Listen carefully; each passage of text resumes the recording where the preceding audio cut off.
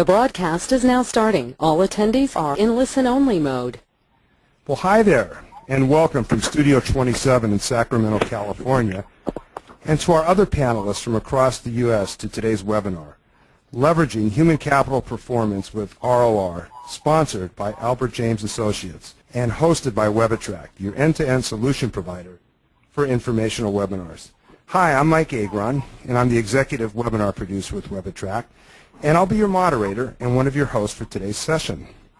Now, for those of you that may not be familiar with Albert James Associates, they're a Texas-based consultancy, and they have a very innovative methodology called ROR, or Return on Recognition, that uses an easy web-based tool to help organizations provide a more enjoyable coaching experience while producing predictable business outcomes.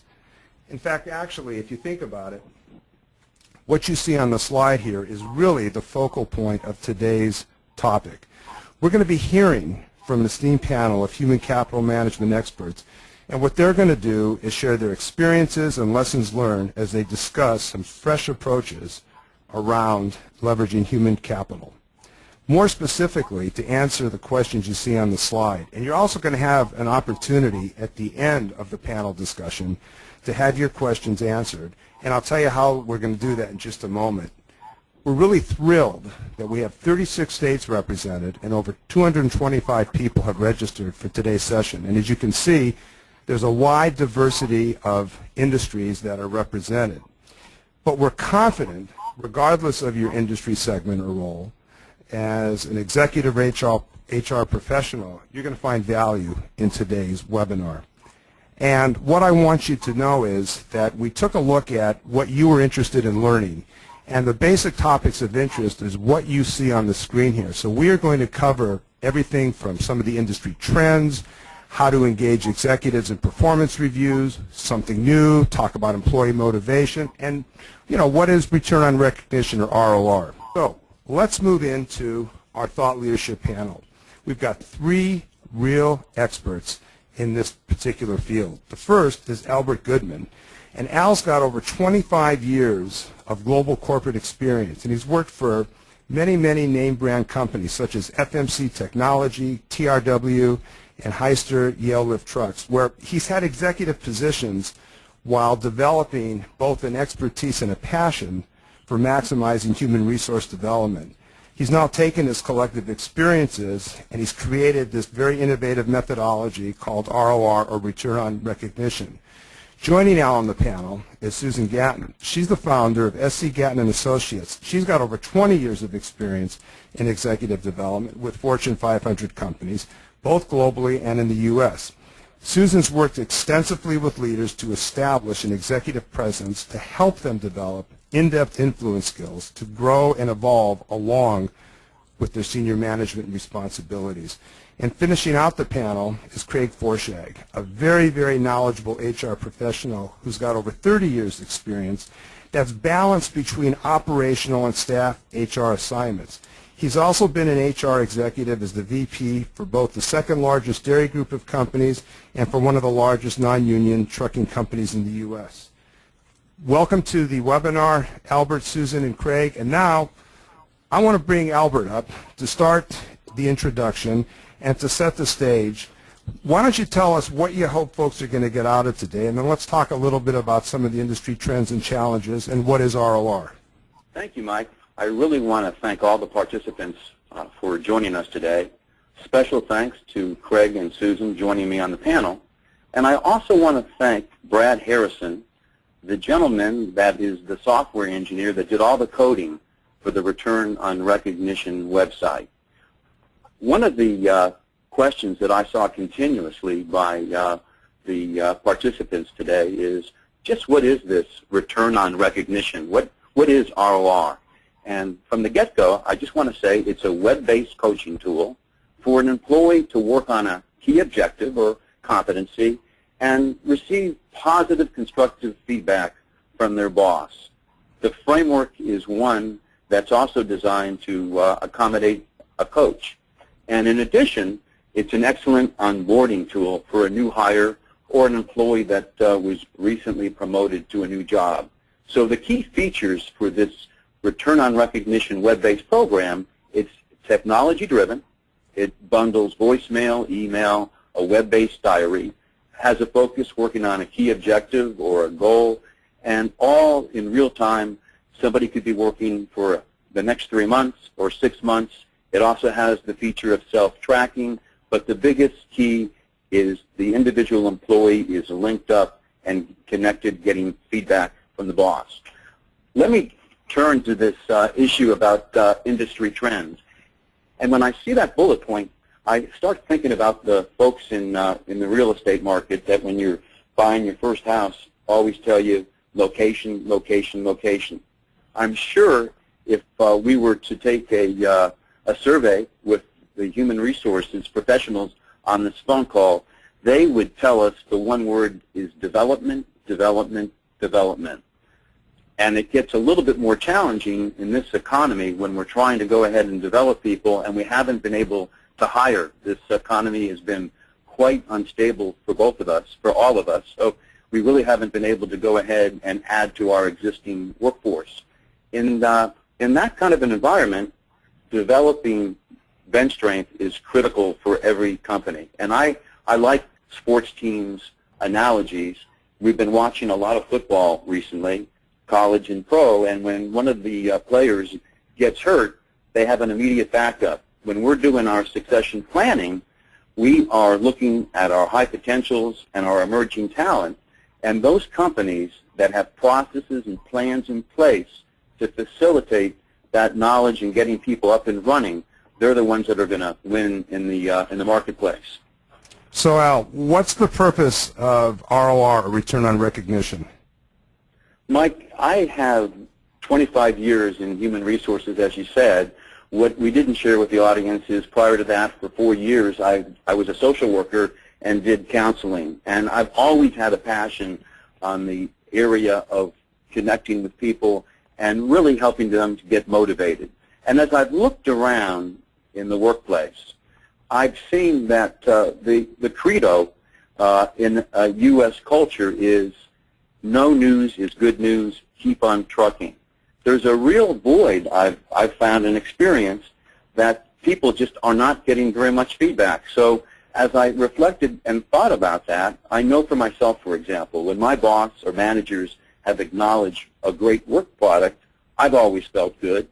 And I know that when I've talked to colleagues, they have too. And so as I started thinking about this, I thought with the technology and the communications and the email, is there a way for the hard work that people are doing that we could acknowledge that? And that was the beginning of the return on recognition. Let's do away with the silence when people are working hard and they're working on key goals and objectives. Just waiting once a year for a performance review isn't always the best way. And when I used to do training on performance reviews, I would always stress self-esteem. I would say to the managers, it's fragile. You don't want to damage that. It can also be a great motivator. So let's speak of self-esteem, and let's talk about how that plays with the different generational groups in today's workplace. Sure, Mike. When you look at the workplace today, we have 4 different generation groups, but I want to focus on 2 of them.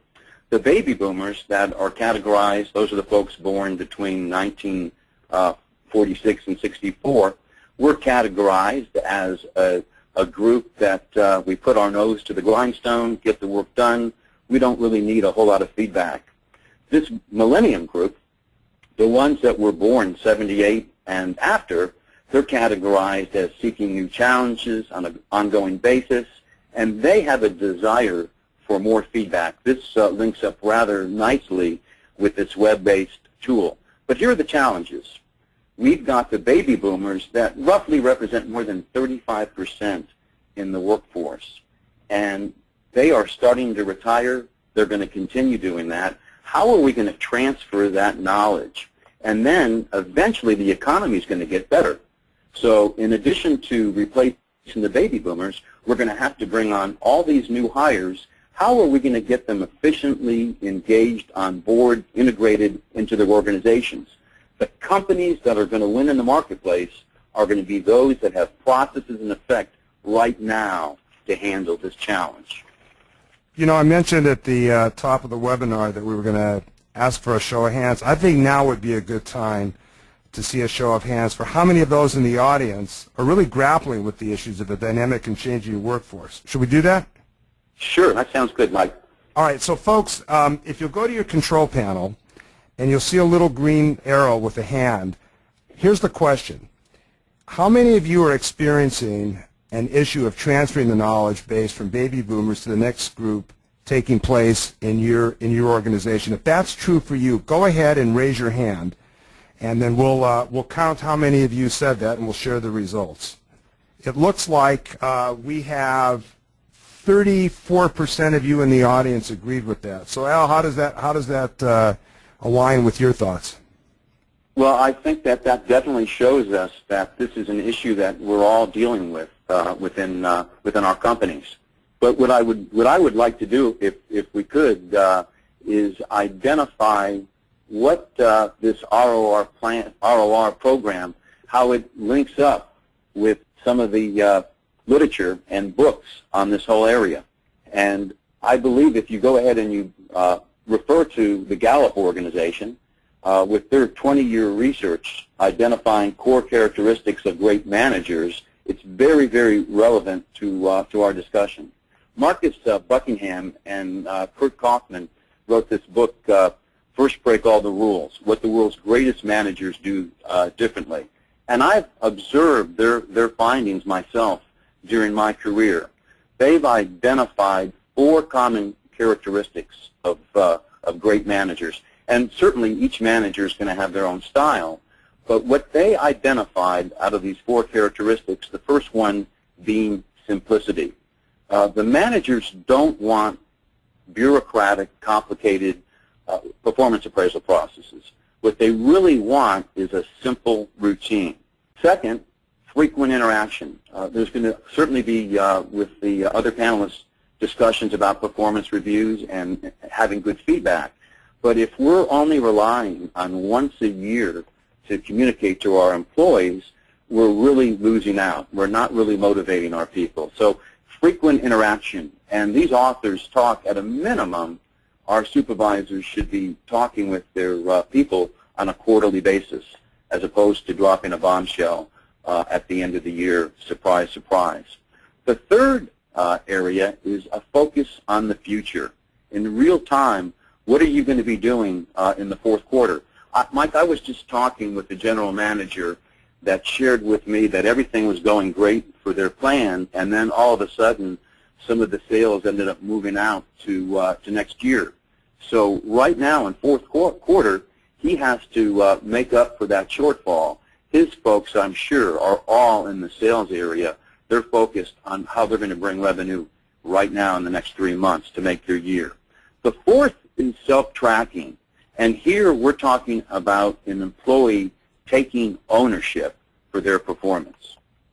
Well, I think that, these 4 points are pretty critical, but how does this match up and how does it fit with the ROR program? Mike, this fits like a glove. When you look at the ROR principles and the ROR web-based program, it's very elegant and simple to use. It creates frequent interaction after the boss and the employee identify the critical key objective or competency that the employee is going to work on, or in the case of a new hire, what are the things that have to get done to get the new hire integrated. There's definitely a focus on the future, and best of all, it's the ownership. It's self-tracking by the individual. And so what you really have then is these 3 key items that are on the slide. Accelerated performance. And when I speak to accelerated performance, I'm reminded of my days back in Erie, Pennsylvania on the manufacturing floor with a operations manager by the name of Fred Jacosi. And he used to always say, Al, what gets measured gets done. When you put the bright lights on it, the goal moves to the top of the list. And that's one key element that we're doing with this ROR program. Next, there are predictable and measurable outcomes. When the employee and the manager are talking about the key competency or goal, the manager's providing input, expectations are clarified, and the manager is sharing what success looks like when it's right. And then the third bullet point, an energized, motivated employee. The employees work in their plan, the boss is paying attention to them, no more silence. It is the employee's idea that shaped the goal. The employee owns their plan. I like it. Stick around, Al. We'll have you back. I want to now introduce to the podium Susan Gatton. Hi, Susan. How you doing today? Just great. Thanks, Mike. Thanks. You know, Albert was just mentioning we seem to be locked into obsolete management tools, and it would appear that allowing employees to shape their own goals and objectives is a good thing. It's important. I'd like you to expand on this notion, especially as it relates to what you're experiencing in your work with executives today. I can't help but agree 100-fold.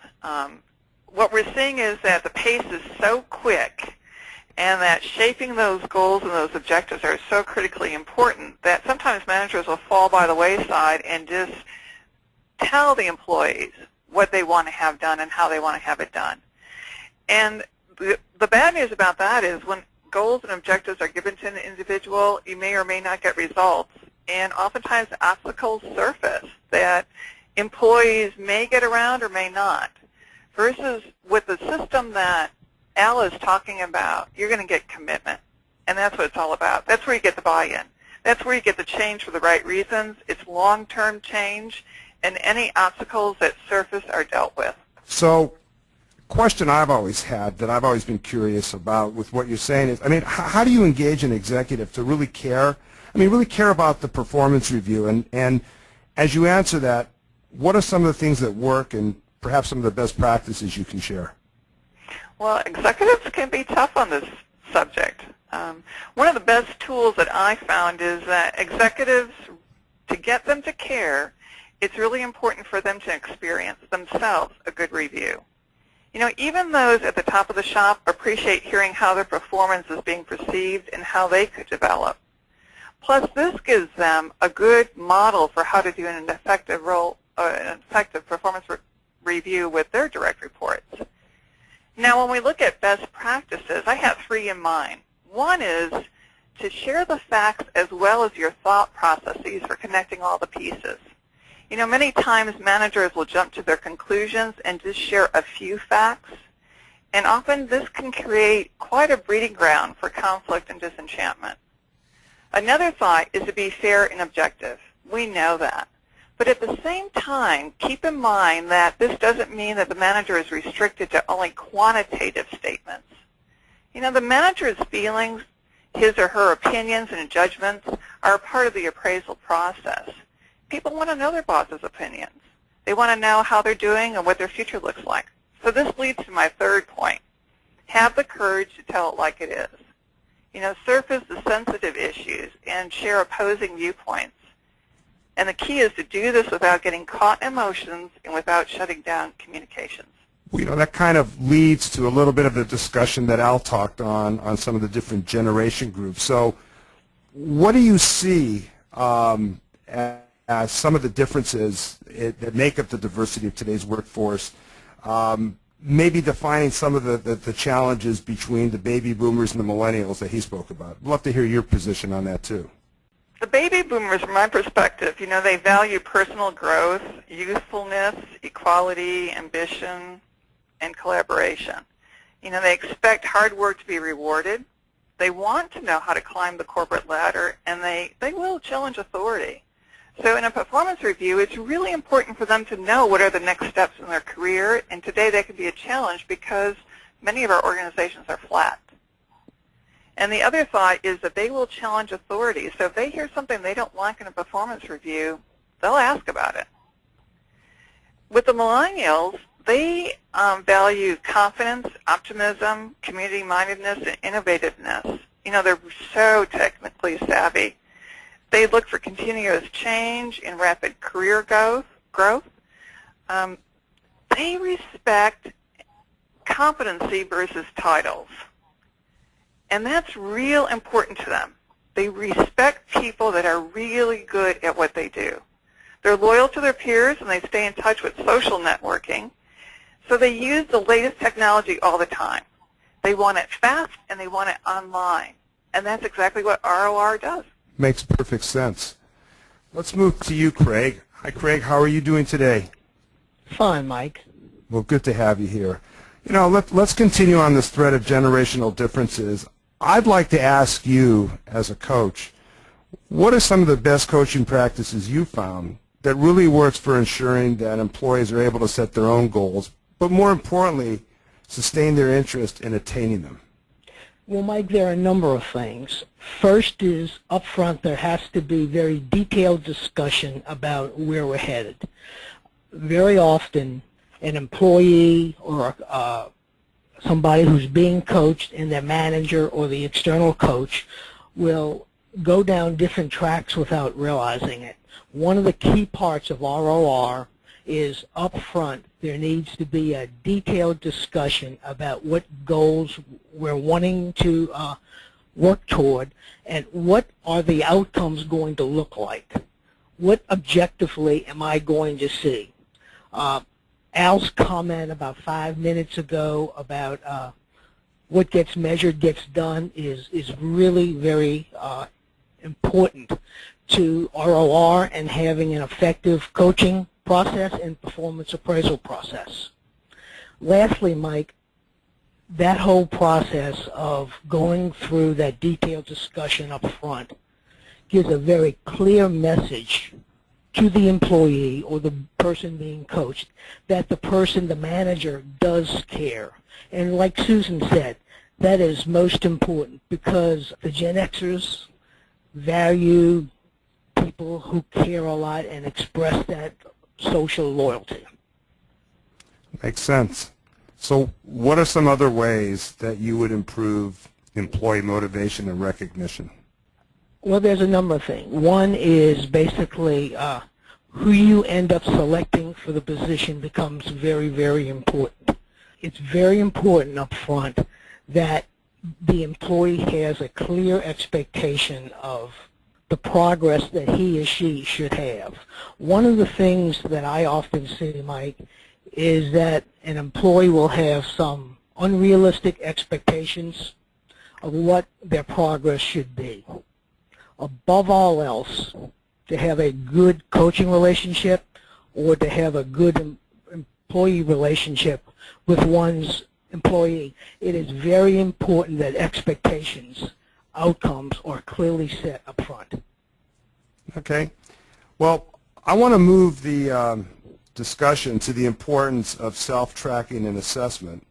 And then we're going to come back and bring this into how you can create what's known as a critical factor agreement. We'll talk about how to provide honest routine feedback. And then we're going to put all these techniques together so we're able to weave a story of how we can link past performances that we've measured and how we can use that to drive future and predictable outcomes.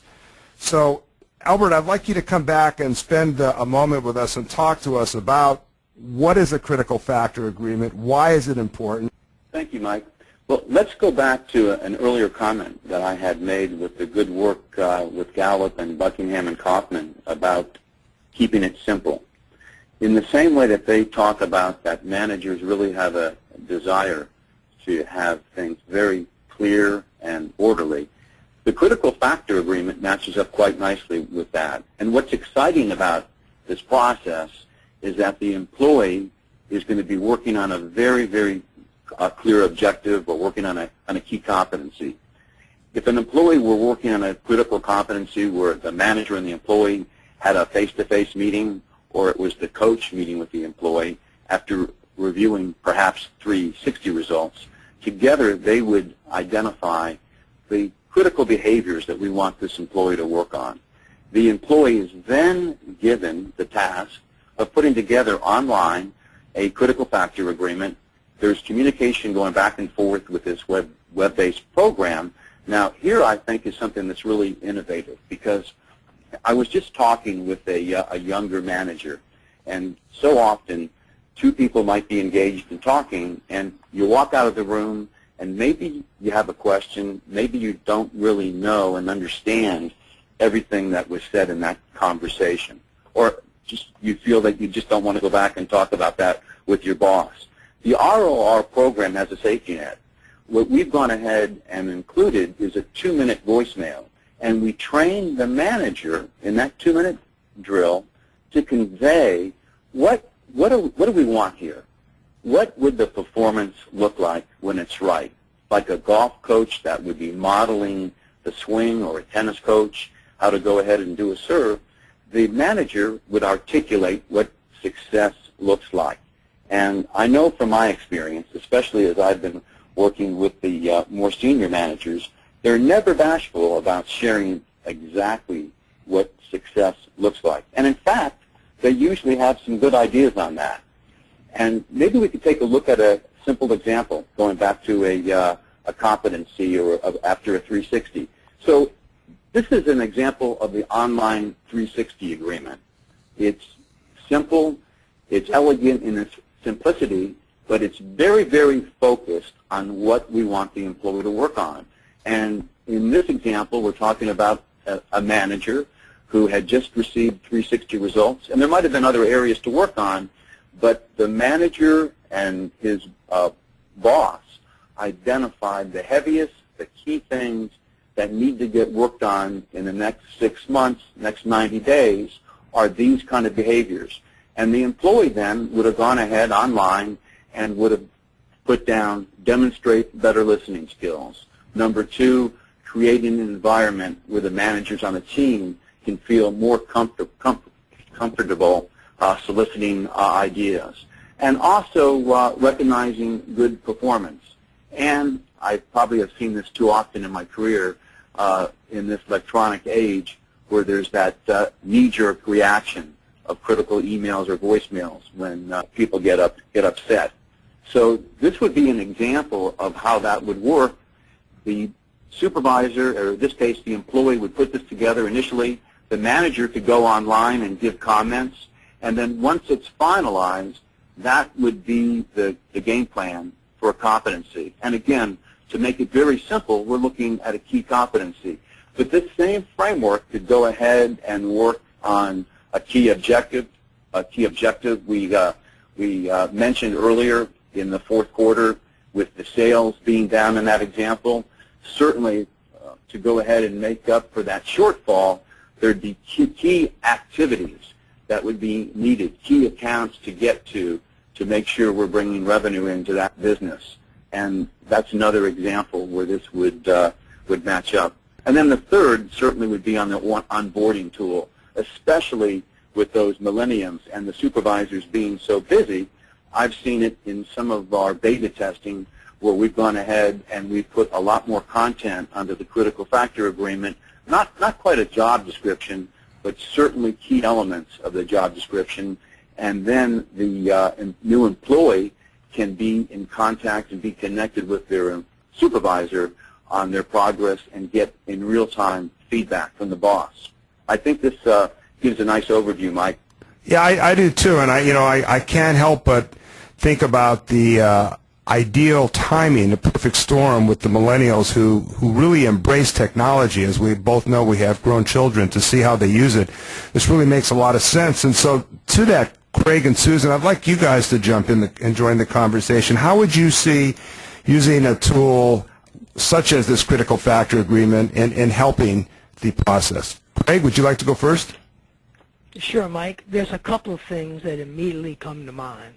First, for a manager or coach and an employee to enter into this critical factor agreement, the employee has got to see that the manager cares. Sure. He sees the manager as a player coach, so to speak, because they're setting their goals together. Hopefully, the person being coached will also see that the manager is trying to be fair and balanced. And obviously, an action plan like this critical factor agreement lends itself to setting some concrete, objective, measurable goals. And I can't put enough emphasis upon that. And what hits me, Mike, is how this lines up perfectly with what Al talked about in the very beginning in Buckingham's work of simplicity, frequent interaction, future focus, and self-tracking. It's all there. That makes perfect sense. Susan, could you join a couple thoughts too? One thought to add on to what Al and Craig had said was, when I look at the instrument, that it's really easy to access. So people like information quick and easy. It does that. And also what I like is that it prevents surprises. No one likes being surprised. They always want to know, what are they doing it well, and they want to hear their boss's opinion. So I think this tool really lays the foundation for expecting progress as well as for being recognized for results. And, as we all know, positive reinforcement causes much more long-lasting changes in behavior, which is the ultimate goal. And unfortunately, in today's fast-paced society and work environment, there seems to be little time for positive reinforcement. So this is a tool where somebody can get it online and get it quick. That's a perfect segue into the next section, which is talking about self-tracking and assessment. Craig, what does the performance review look like when it's done right? Describe along self-tracking. How does that look when it's done right?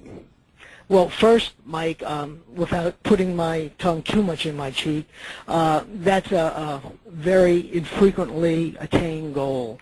I've often said that if I could get my people, my employees, my supervisors, to properly do performance appraisals as an internal coach, I could probably retire. I'm far from retirement. What I would say is a good performance appraisal, there has to be goals that are mutually agreed upon.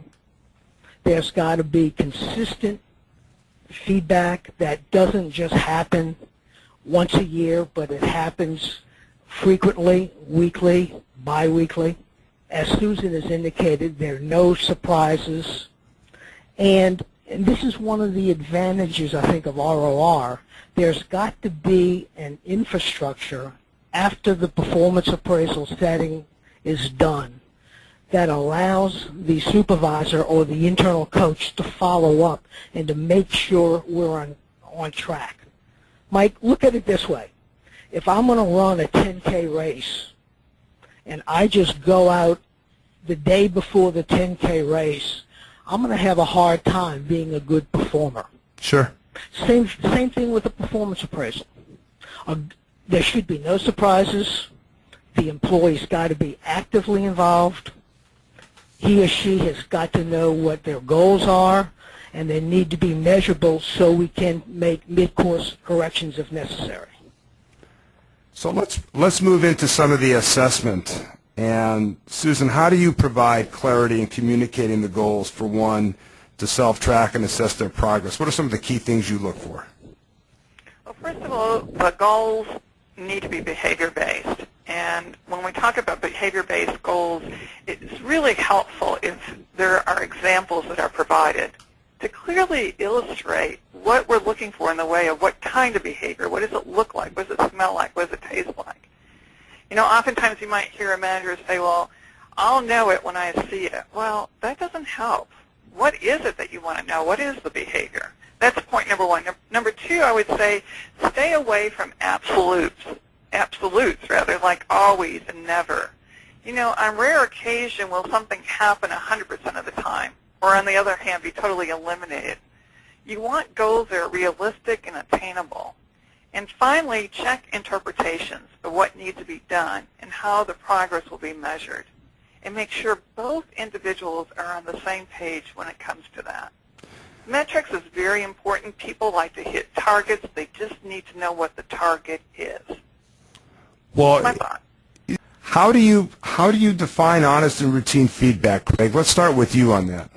And with that, I have some of your best practices I'd like you to share with the audience too. Sure, Mike. First is be direct. All too often, after a review, I hear a supervisor say, boy, I really was very direct with an employee, told him exactly what I thought, and the employee comes out and said, boy, I'm confused. Make sure that the employee and supervisor are really communicating. And part of that is be prepared. Don't surprise the person. Be evenly balanced. When you talk to a person about their performance, sure, they may have areas they need to work on, but they also have things that are probably doing very well. Highlight not only the things that have to be improved upon, but highlight what that individual does well.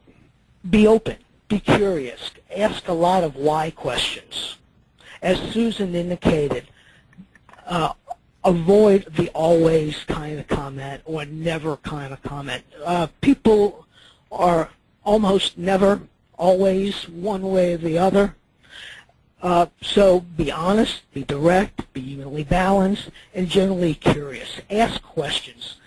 Ask a person, tell me why you seem to have a problem in dealing with this kind of a situation. Get the employee talking. The one who talks the most in these kind of relationship loses. So as a coach, as a supervisor, really try to get that employee talking. Mike, there's one other thing I'd add, and that is, in this whole conversation, we've talked about the Gen X versus the baby boomers, and it's important to understand that a lot of the principles we're talking about with the Gen Xers also apply for the baby boomers. Okay? We have millions of people in each group, and because of that, these kinds of techniques that we're talking about in ROR will be very effective across a wide variety of age of employees or people being coached. Thanks, Greg. We've got quite a few questions in the queue, but before we get to it, I guess one of the W questions would be, Susan, what do you advise not to do when it's tough to give bad news? Nobody likes to give bad news. One thought is always check your intention for sharing the information. When you want to help someone develop, it's easier to be honest. And when someone understands your intention, that you want to help them become more developed, the easier it is for them to be open to your feedback. Along with what Craig said about being genuinely curious, another aspect of that is to be genuinely curious about how you connect all the dots. Are you connecting them in the most logical way that leads to your conclusion? There's always other perceptions and another way of looking at things. So part of the role when you're in a performance review session is to listen, and to listen from somebody else's perspective and how he or she connected the dots. And finally, as you see or saw the proverb on the slide, the Chinese have an interesting proverb that says, when a question is posed ceremoniously, the universe responds. And the translation for us is, when someone really asks, we really answer. So our intention really needs to be on the table and understood by both parties. And I think that's why you have no surprises and be prepared. You got it. Okay.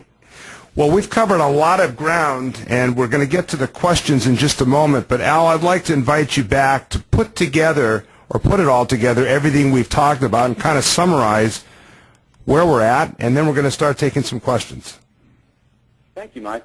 Before I jump into the bullet points here, a couple of comments and some other references to some appropriate literature.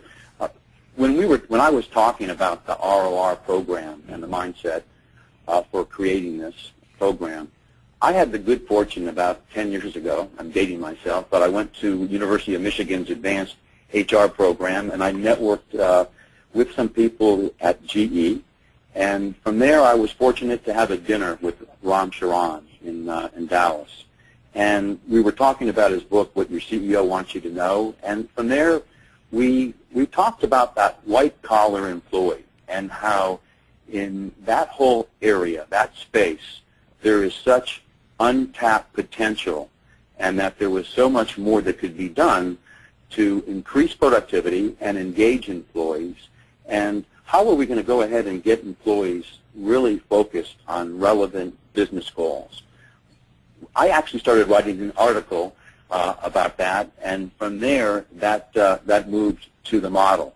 But that was the beginning for me as well in terms of this whole piece with recognition and that focus. I would like to also make reference, because I think it links up rather well with our program today. In the summer, the Society for Human Resource Management, they had their annual meeting in San Diego, and I noticed on their research, HR Magazine, July issue, July of 2010, Research Quarterly, there's a great article. It's called Motivation in Today's Workplace, the Link to Performance. And I think that there are some key themes, some key lessons learned for our viewing audience. And the first is how do you get that competitive edge for companies? And they talk about motivation is key for not just talent retention, but engaged performance. And then they talk about, well, what influences motivation? And in this article, they cite 3 bullet points: employee engagement, an organization vision and values that are linked up with the employee, and then the third bullet is management acknowledgement and appreciation for good work. The third element in this article that I really liked was a comment by Adam Grant, who is a professor at Wharton. And his words are, making human connections is critical for motivation, leadership, and high job performance. That aspect of linkage, making human connections, is for me a key bright light and foundation point with ROR. It's the human connection. Of course, we're talking about people putting in the day's work. We're talking about people doing a good job and focused on results. But getting a little bit of feedback goes a long way in that. So, Mike, in putting this all together, how is this relevant for our discussion today? First off, employee ownership, looking at the first bullet point. The employee, they're shaping their own goals and objectives. They've got some skin in the game. Well-timed coaching. The employee then is linked with their boss or their coach, and they're working their plan. The third bullet point, an online diary. That's very simple. In our training, we only want the employees to be spending a minimal amount of time on the diary. We'd much rather having them spend the time doing. But they're making key bullet points of what they've been working on and what they are going to work on in the future. And then a very, very key element is that they, at the end of the week, they evaluate their effort and their performance. And on effort, I'm reminded of that great UCLA basketball coach, John Wooden, that talked about effort and that some of his teams didn't always make it to championships, but those players were maximizing and playing up to the highest potential. And I think that that's certainly key in the private industry, where every day we want to get the best from our employees. The next bullet talks about the critical factor agreement. And this is what the employee has signed up for. And what's nice about this action plan, it's simple. The boss has endorsed it. We have got the boss's approval. And then there's the last bullet point, there's a real-time dialogue going on that's talking and driving future outcomes. There's a discussion going on the work performance. The employee is receiving real-time feedback, and then the employee, if not performing in a certain way, based on that feedback, is able to go ahead and adjust to achieve the milestones that have been discussed in that work plan. And so, like a great coach, good coaches are able to anticipate future and give that kind of feedback to their employees. All of this really reinforces and blends with the basic foundation of the ROR program. Well, Thank you, Mike. No, thank you, Al, and Susan and Craig. Stick around. We're going to have you back in just a moment. But this is great. I'd like to ask the audience for your vote now. I'm going to launch the final poll, and if you'll take a look at it, what do you think would improve the quality of your performance appraisal process? Please just pick one. Go ahead and vote for which one you think is the most important one, and then we will share the results with everybody. And it's quite interesting to see what's coming in right now from the audience. So we're going to keep the polls open for just a few more moments and give everybody a chance to pick which one do you think would improve the quality of your performance appraisal process. And I'm now going to share these results. Apparently, and not in any particular order, 16% say supervisory and employee training, 67%, clearly the greatest number, is discussions on performance development, 2%